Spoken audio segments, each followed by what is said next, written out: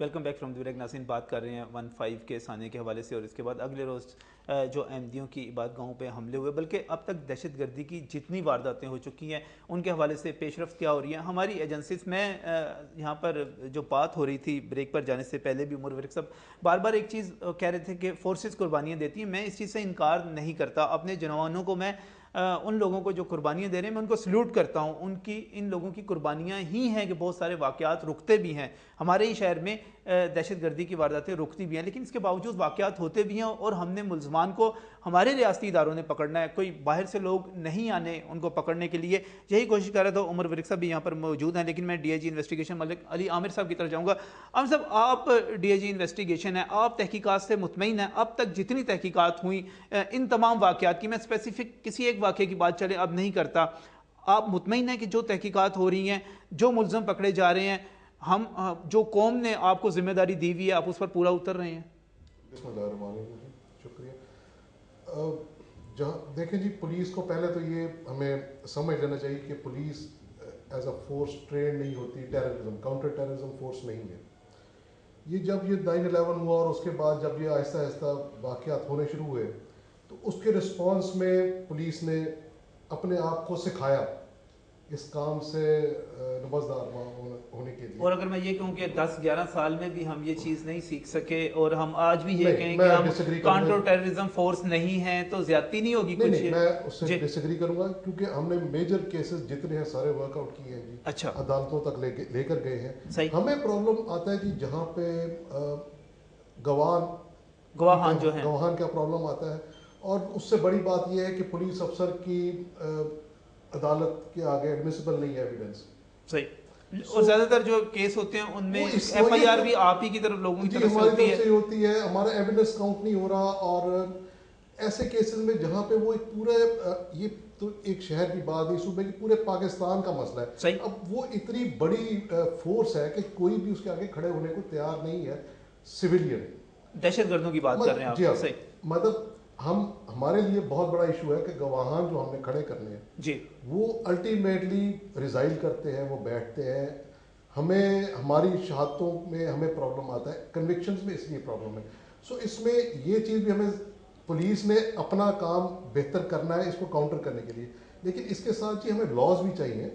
सही। जो इन मुलजमान को जो ऐसी दहशतगर्दी में है मुलव्वस, उनको भी तो उनके लिए लॉज को डिजाइन करना पड़ेगा। आपको खुसूसी कवानीन की जरूरत है, कवानीन की जरूरत बिल्कुल है जी, जो इस वक्त मौजूद नहीं है आपके ख्याल में। अभी अगर आप देखें ना जी, जो कन्विक्शंस हैं जी, वो कन्विक्शन का अगर आप रेट देखेंगे तो उसमें आपको वैसे ही नजर आना शुरू हो जाएगा कि उसमें कमी है, बहुत कमी है, बहुत कुछ की जरूरत है।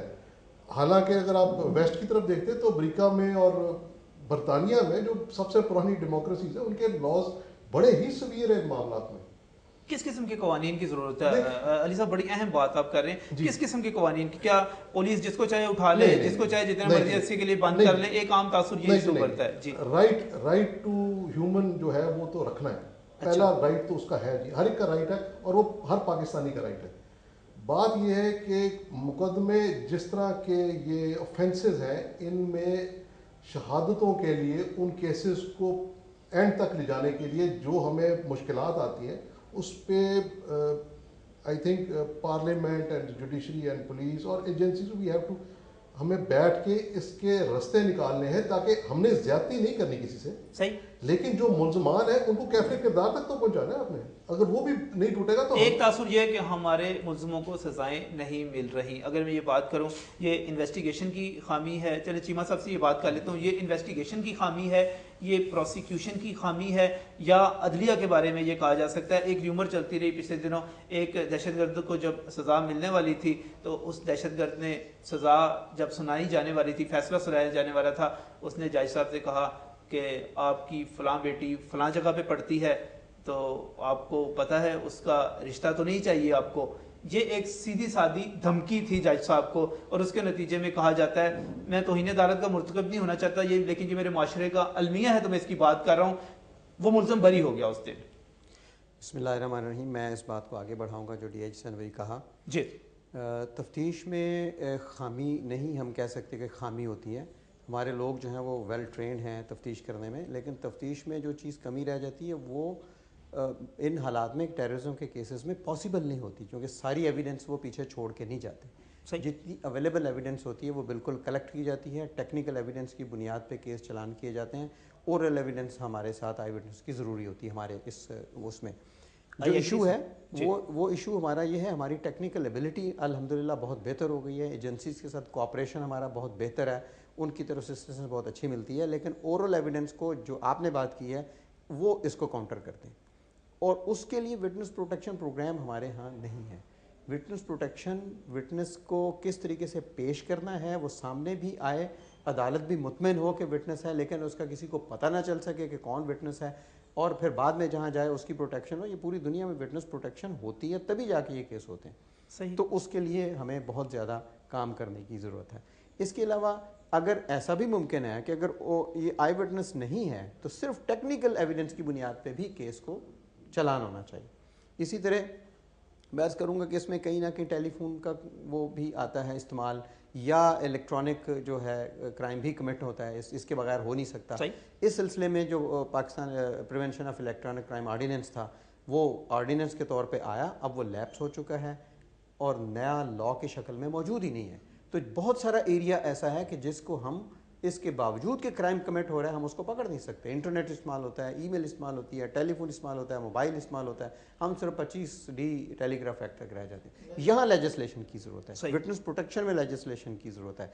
और फिर हमारा अपना सिंक्रोनाइजेशन जो DH साहब ने कहा, आपने कहा कि अदालत, प्रोसिक्यूशन, पुलिस, ट्रेनिंग की सबको ज़रूरत है कि सिर्फ ये इन्वेस्टिगेशन ही नहीं, इन्वेस्टिगेशन को और नए तरीकों को समझने की भी ज़रूरत है। पार्लियामेंट समझती है, सियासतदान समझते हैं, उन्होंने इंसदाद दहशतगर्दी की अदालतें बना दी, वो बरियो ज़िम्मा हो गए। आप पुलिस जाने, प्रोसिक्यूशन जाने और वो इंसदाद दहशतगर्दी की अदालतें जाने, वो सुरखरू हैं, उन्होंने काम कर दिया। अच्छा, मैं आपकी साथ से आपके सवाल को आगे बढ़ाता हूँ, मलक साहब से और चीमा साहब से ये पूछता हूँ कि ये बताएं कि आप सबसे ज़्यादा सेंसिटिव जो इंसिडेंट है वो टेररिस्ट एक्टिविटी के हो रहे हैं, और लाहौर पुलिस का सबसे छोटा यूनिट जो है वो इंसदाद दहशतगर्दी यूनिट है, जिसमें एक इंस्पेक्टर है और 3-4 लोग उसके साथ काम कर रहे हैं।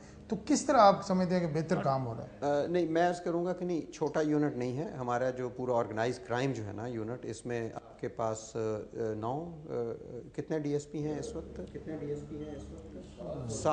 7 DSP हैं, स्टाफ है, और इनकी कैपेबिलिटी में फिर होता है कि जो असिस्टेंस जहाँ से भी चाहिए होती हैं, और वो इस यूनिट की छोटा होना नहीं। फिर CID हमारी हेल्प के लिए होती है, CID का बड़ा प्रेफर नहीं लिया है, वो अपने आप को अब नया डिपार्टमेंट बन रहा है, काउंटर टेररिज्म डिपार्टमेंट CTD, उसकी कैपेबिलिटी और हम मिल के काम करते हैं। मैं जो पहले जो बात की टेक्निकल और इन चीज़ों की एविडेंस की, जैसे आपने कहा पार्लियामेंट का बड़ा बहुत अहम रोल है। मैंने अर्ज़ किया ये जो पीको का nip the evil in the bud, अगर हम किसी को इलेक्ट्रॉनिक क्राइम करते हुए सर्विलेंस में और इन चीज़ों पे नहीं पकड़ सकते तो फिर हमें क्या इंतजार कर रहे हैं कि जिस दिन वो धमाका कर लेगा तो तभी पकड़ेंगे? सही। हमें उसको शुरू से ऐसी लेजिस्लेशन जो प्रिवेंशन ऑफ इलेक्ट्रॉनिक क्राइम जो है उसके ऊपर लेजिस्लेशन की सख्त ज़रूरत वो होनी चाहिए।